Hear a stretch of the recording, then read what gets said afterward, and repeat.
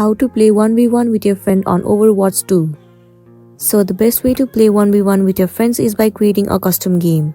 It's the only way you can guarantee that you and your friend will be on the opposite team. So here's the process on how you can create a custom game. First of all, open the game Overwatch 2. Hit the play button on the opening screen. Select the custom games. In the right corner of the screen, the option of create will be visible to you. Click on it. Once you are at the create game page, you want to head over to settings. Inside settings, move into modes. Click on elimination. It will land you on this interface. In this page, you will be able to select the friend that you want to play.